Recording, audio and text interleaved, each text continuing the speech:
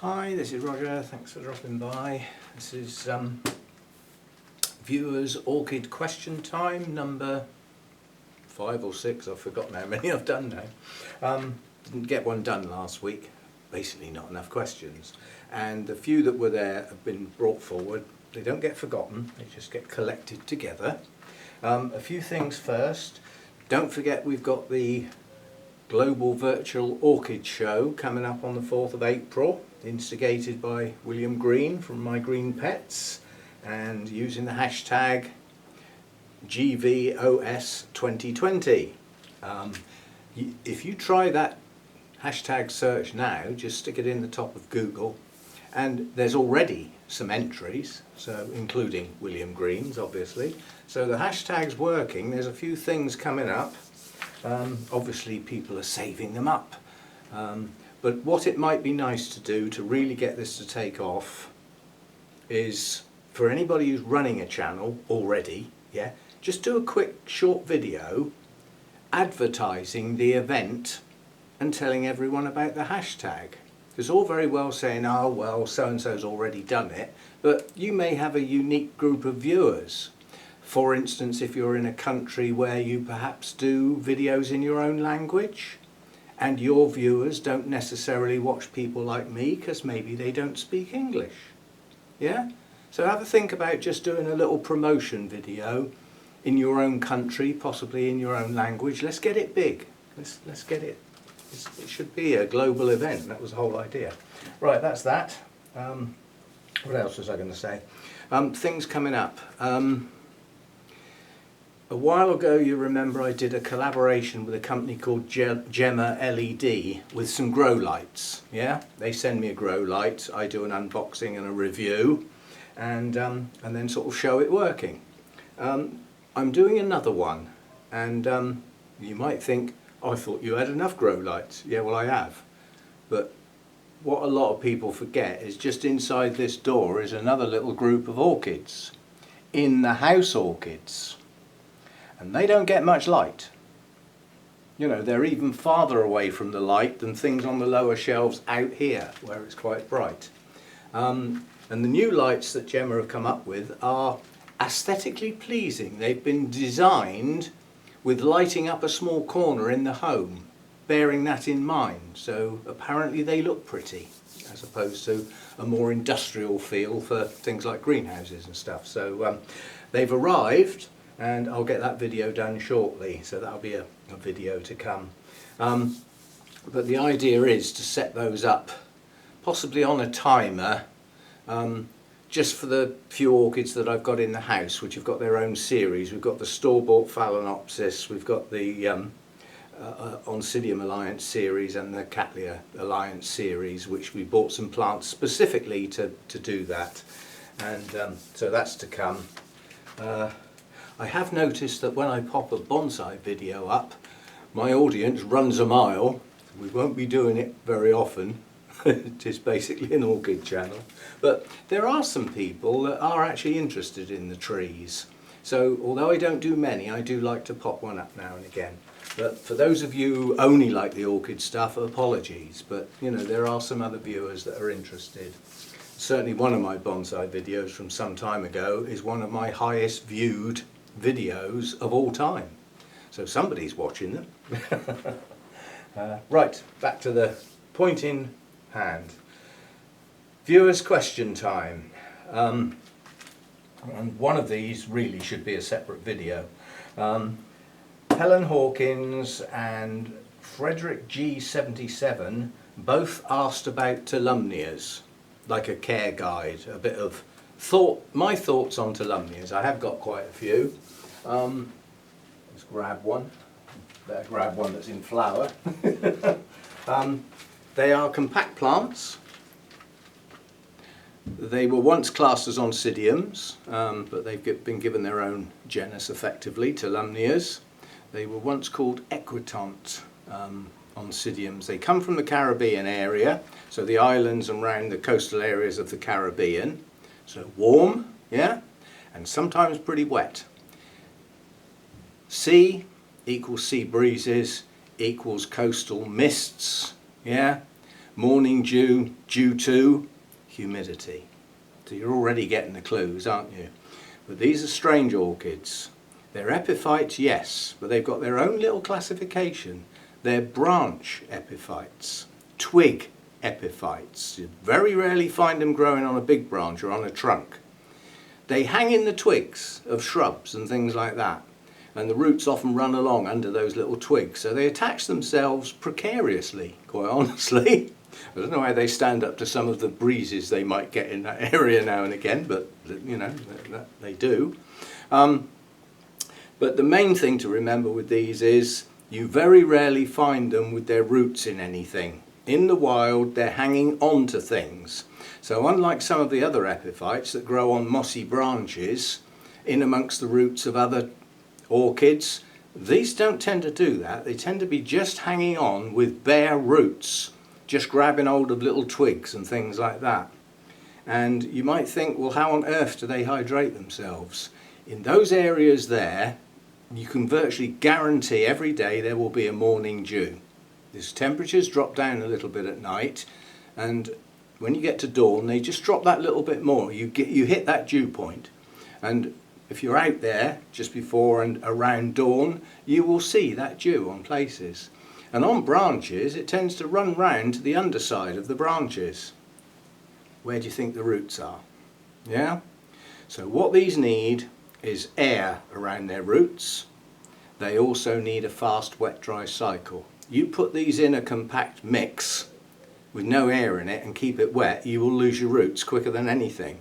And to me that is the secret. So when anybody says, what do you pot your Tolumnias in, I always say I don't pot them in anything. You pot them on something. So you can put them in a pot if you like. They will grow in a tiny little clay pot with nothing in it. They'll just hang on to the pot. They'll do the same with one of those little open plastic pots. You can stick a couple of chunks of something in there to get them, you know, to let them have something to hang on to. A couple of bits of lava rock, a couple of large bits of charcoal, even a couple of large bits of bark. But the important thing to remember is they grow on things, not in things. As a consequence, under normal circumstances, daily wet dry cycle.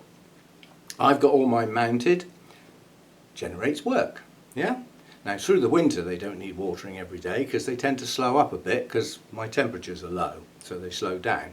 But under normal circumstances, with an even, sort of more even temperature throughout the year, especially if it's a reasonable temperature, daily watering, providing, however you're growing them, they do have dried out in between, right? Light level, quite good. They will tell you off if you get it too high. Let's try to find one. I'm now going to show you what, I won't class it as a miserable failure, but I'll just show you what happens if they get a little bit too much light. They get a purple hue, yeah? Sometimes it will manifest itself as little purpley freckles. Now if you get the little freckles, chances are your light's spot on. If they start to get actual purple tinges, you might be overdoing it just a little bit. If the whole plant goes a deep purple, you've overdone it. So they will tell you if they're getting too much. If they're getting too little, there'll be a deeper green. They won't have any pale element to them. So light level. Temperatures, reasonably warm. They will take cool temperatures, but it's not how they naturally grow. So that's light levels, temperatures, watering. Feeding, they're not high feeders. I mean, mine get fed with all my other mounts, so when the mounts get watered and fed, these get watered and fed as well. What else I say? Watch your spikes. They have a habit of branching sometimes late. So you get your flush of blooms, and then those blooms start to fade, and a lot of people think, oh, that spike's going over now, I'll chop it. You may have just lost a good second flush of blooms. They will often branch from nodes like here, just a few nodes back from where the first bloom has opened. So don't cut your spikes until they turn brown and you're sure they're dead, because they will branch. And I've had branches off of branches. So initial flush, followed by a couple of side branches, and then even those branches have branched, and it's in bloom like 4 or 5 months, because it just keeps branching, providing your plant's healthy enough to support that, mind. There's one up here. I was just going to say, I must have an example of branching somewhere in here. The extractor's just come on. Yes, you see this one. 3 spikes, and if you look at this spike here, all of the blooms have gone. This is a branch and it's just opening now. There's another little branch there coming out the other side. That will progress. This one, the blooms have gone, little branch, just opening. And then on this side, the blooms have gone, or almost gone, another little side branch. Yeah? So every one of those spikes has got at least one branch. Don't cut your spikes off till you're sure.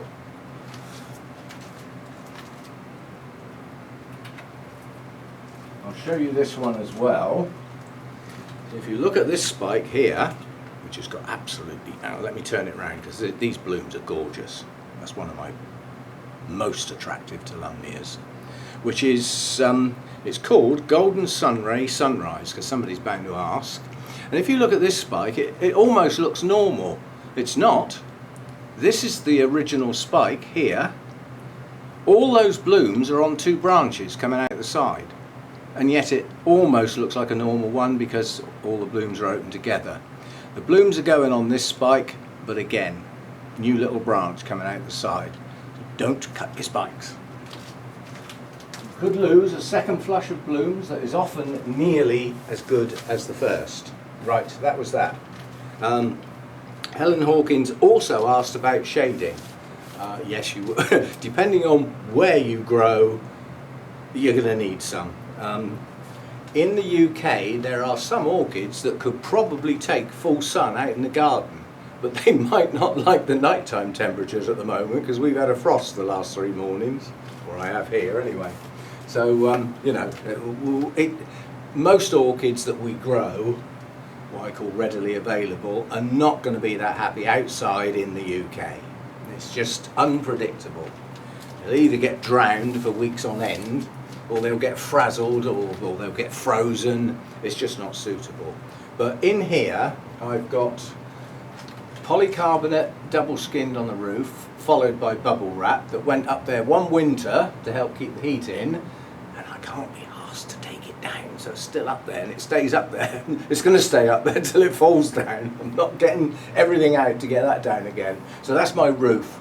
On top of that is a layer of the aluminium stripy stuff, that shading, which was bought as 50% shading. On reflection, I should have gone up and got the much higher rated shading.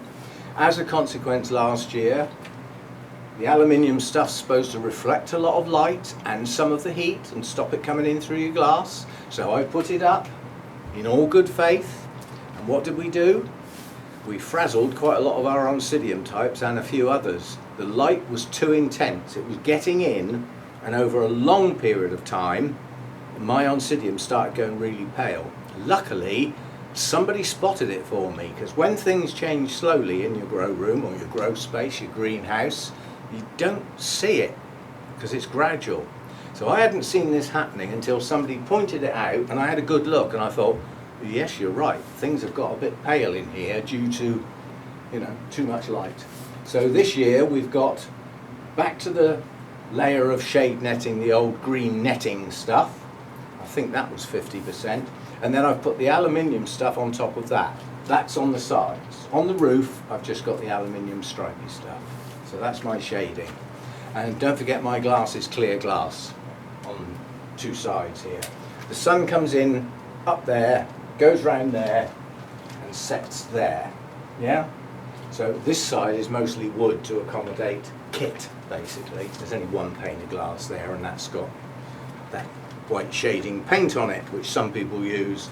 On that subject, it might be worth looking into it, that there is a type of that white sort of paint that you mix up and put it on the glass, and you can wipe it off at the end of the season. There is one that actually turns clear when it gets rained on. So on the dull wet days it disappears, and then when it dries it comes back again. That might be of use to you. Most people go for shade netting. So that's that one done. I didn't bring my pen to cross them off. Will air at 26A Toady. Seedling progression up to a specimen plant. Right.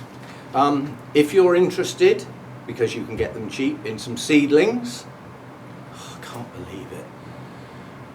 So out the window there I can see 3 or 4 kids playing football, and they're not all from the same house. Dull people again. Where's my shotgun? Yes, so some people like to buy seedlings and grow them on to get them up to blooming size themselves. There are some difficulties because some seedlings need a treatment quite different to how the adult plant would need. Most of them like to stay moist. They don't need this wet-dry cycle while they're pushing on. The problem is knowing when it's reached maturity and you can expect some blooms soon. So you need to know the plant. So you need to know what you're aiming at. You need to know how big should this plant get to be blooming size. Internet, you know, try and find some pictures. That's all I can offer really. Or if you've got a friend that's got one that you know's bloomed, have a look at that one, because there's nothing like picking it up and having a good look and, you know, looking at number of bulbs, how good the root system is. That's just reached blooming size, and mine's this big in a little 2-inch pot. I have a few years to wait, but for me I can't be bothered. I would rather pay the extra and get a mature blooming size plant, or at least nearly blooming size, because you can't always get them, you know. So that's that. But just remember that seedlings need different care. They do need a bit of mollycoddling, I think. You know, like, you know, an adult plant, mature plant. I mean, take an oncidium, just grab an oncidium, yeah? Now, that's actively growing. It's got new growths coming out all over the place. That's a twinkle, my tiny twinkle. I mean, just scanning round there, 1, 2, 3, 4, 5, 6, 7, 8, 9, 10. 10 new growths in that bit, and that doesn't include going up over the top. It's growing, it's busy, yeah? And all those new growths are going to start new root systems underneath them soon. It's growing, it's busy, it needs moisture. To leave that plant dry for any length of time now would be rather silly, yeah? And this is what I've always said with watering and feeding. What's your plant doing? Yeah? Well, that finished blooming a while ago. It sat there doing nothing for a while, waiting for this point when it bursts into life again. During that time, if it dried out for a few days, it didn't matter. It wasn't doing anything. But it does now. So, yeah.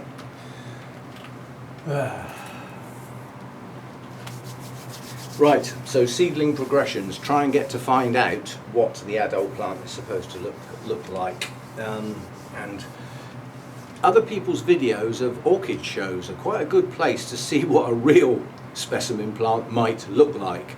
Although a lot of film of orchid shows from around the world often miss the labels out, so although it looks like a beautiful plant, it might not be the one you've got. But if you can confirm it, then you can see what you're aiming at, you know, in 10, 15 years' time. Some of those orchids at those shows, that person's had all of their growing life, and it may have been split up dozens of times, and little offspring have headed off to other growers, and yet the main plant's still there. So that's that one. Wonder sure, is algae harmful in pots and on mounts? It's a yes and no answer. It doesn't look very pleasant, but it can. On mounts, it actually makes that, let's see if I've got some, what we all call the zombie moss. And zombie moss is becoming more apparent. There are more and more people saying that their dead inert moss is coming back to life, hence the expression zombie moss. Yeah? It seems to be happening more often. So I think the processing of this bees grow stuff is perhaps not as stringent as it used to be. I don't mind. If I use that on a mount and it comes back to life, I'm over the moon, because natural live moss looks a lot nicer than that does. But that will change to, same one again because I can get at it, to that very quickly. Yeah? Now this moss almost looks alive, but I can virtually guarantee if I take a bit off,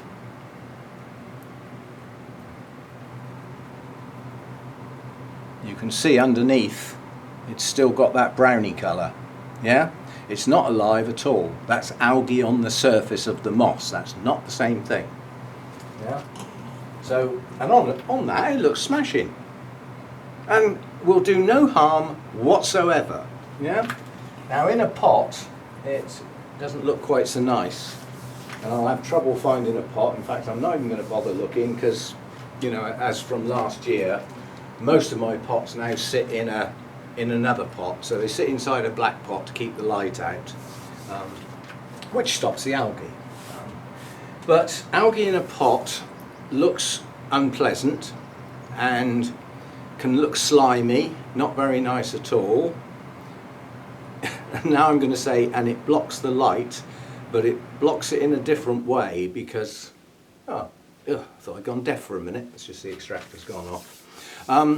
It doesn't look nice, but what algae will do in the pot, what happens to our roots in a pot? They end up going around the outside of the pot, don't they? And the algae will stop those roots working. It'll coat them. And now suddenly they can't do their exchange that they need to do. Our epiphytes do need air, not just moisture around them, and there's exchanges going on in and out of those roots, and the algae will block it, so they stop the roots functioning. So it can become too much, yeah, and it doesn't look nice. And one of the worst things you can do in a pot is put some sort of algicide in it to kill that algae, because dead algae is worse than live algae. It rots. It decays and it will take anything else with it. So don't kill it. If you want to get rid of algae in a pot, repot the plant with fresh media. Give the roots a rinse off. Start again. Also, in addition to that, it will use up nutrients that should have been for your orchid. So with a really light feeder, where you don't feed them that often and very low levels and everything like that, you could find the algae's taking a lot of that and your orchid's getting hardly any. So it can be okay in mild forms, but too much is not good. So that's algae, in my experience, that is as well. Elaine Riley, could I list out some ideas for orchids that in a relatively small collection would give you blooms all year round? No. But what I can do is advise. In the Oncidium Alliance, most of the species will have a season when they naturally bloom. A lot of them it's spring, some it's summer, some are autumn into winter. In other words, the end of the growing season. So they mature during the growing season, then they bloom before winter sets in.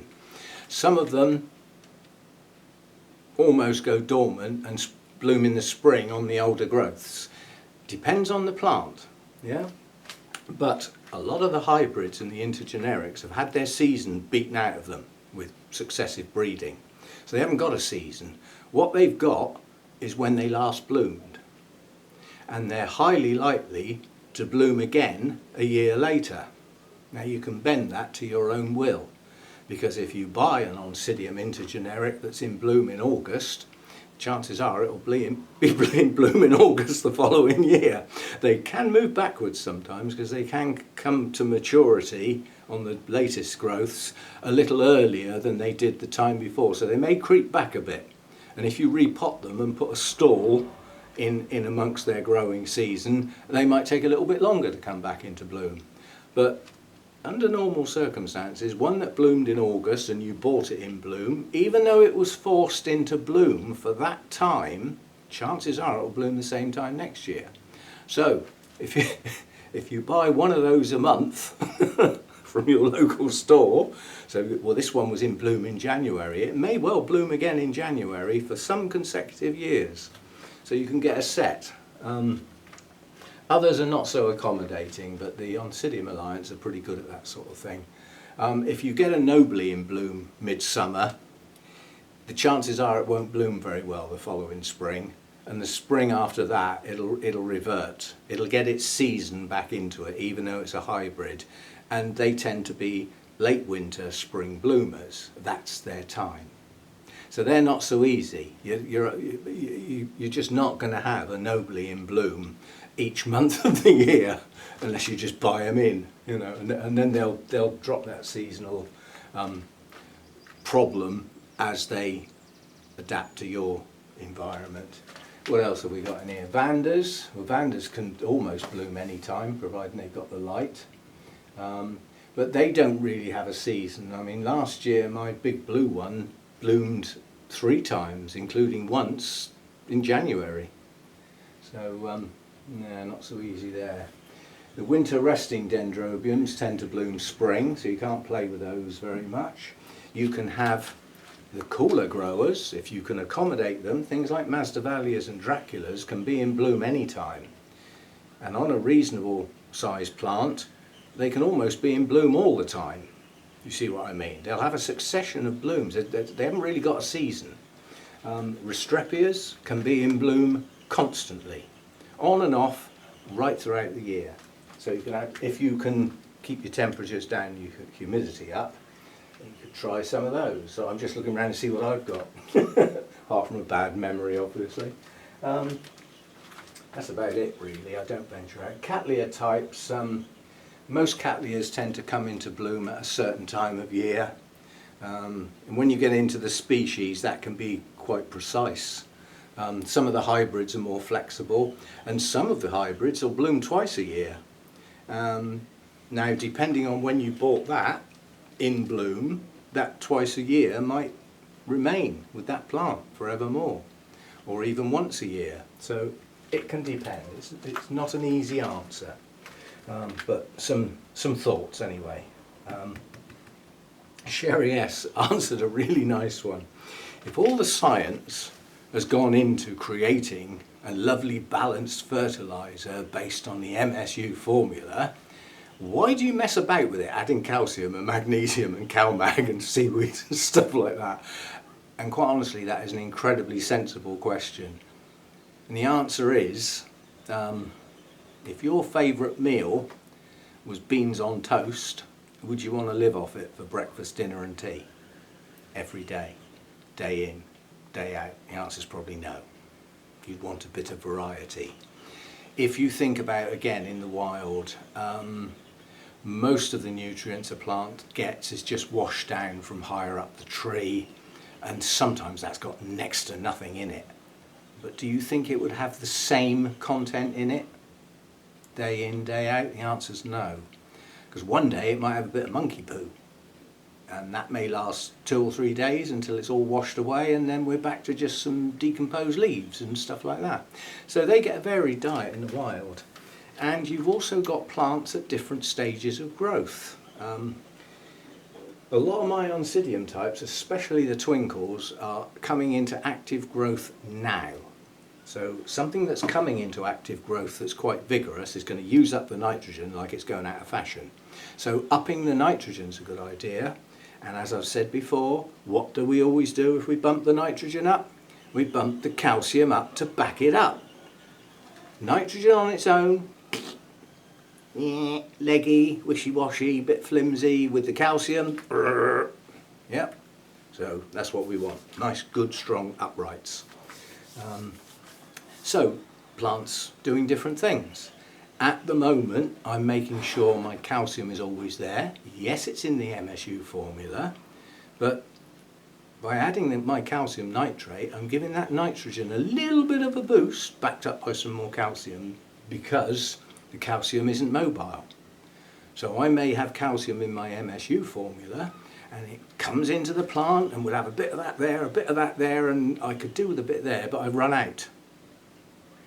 So by adding some extra, I've still got enough for that, and I've still got enough for that.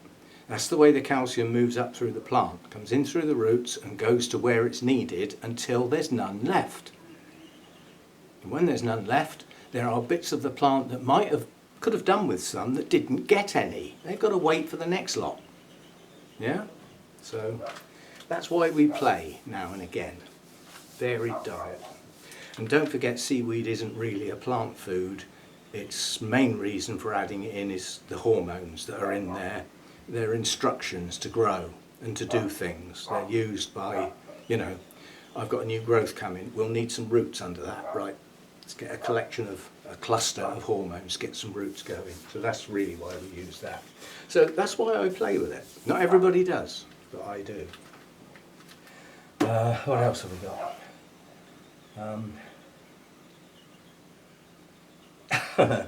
It's a channel that I can't attempt to say because it's not written in letters that I understand. But the question was suggestions for building a collection of a single genus starting from scratch. If you think about it, I've just done that. I decided that my new genus this year was going to be Renantheras. I need the shotgun again. Yappy dogs. Don't we love them? Don't worry about all your neighbours, will you? As long as your dog's okay. Yeah, so I decided to go for Renanthera. So the first thing I did was look up what was available. Because this, if you do it the other way around, okay, let's see what species they are. Let's see which ones I like. Let's see which ones I can grow. And you get yourself a little list. And then you go off onto the internet or to your local nursery if you've got one. And I haven't got any of them. So you've just wasted your time, haven't you? So it might be better to start at the other end and see what's around and then decide if you can grow it or not. Yeah? So do it that way around. But that's the only thing I can suggest is research, really. But make sure if you're starting a new genus that they're going to grow okay for you. You know your own environment, yeah? And getting stuff in that's new to you, there'll be some trickiness, you know, there'll be some worries, some thoughts. But if you do all that beforehand, when the plants come in, you'll have a bit of confidence along the lines that I've done my work, these should be okay. These grow okay and these grow okay, and these new ones coming in need the same conditions, so they should be okay. So do your homework first. Right, well, as the noise level's building up now, we'll call it a day. And don't forget this Global Virtual Orchid Show, 4th of April. Do a little advert for it if you feel like it on your channel, especially if you've got non-English speaking viewers that may not have heard about it otherwise. Yeah, let's get it as global as we can. And yeah, thanks for dropping by. See you next time. Oh, what else are we going to do? We're going to be safe, aren't we? What else are we going to do? We're going to stay indoors, aren't we? What else are we going to do? Put up a barrier at the front door about 2 meters back so that anybody that wants you can stand behind it and chat. And anything that they bring you that comes into your house, once you've handled it, you might think about washing your hands again. That wrinkly hands, the amount we're washing them. But yeah, I mean, you know, you have to think about stuff that's coming into the house, you don't know who's touched it. I mean, a lovely little Facebook thing this morning was the dustbin men, the bin men actually said, for goodness sake, once we've emptied your bin and you take it back into your garden, go and wash your hands. We empty 2,000 bins a day. And we can't wash our hands after every bin, can we? So it's up to you to wash your hands after you've touched that handle. And this is the common sense we need to get going. Be safe. See you next time.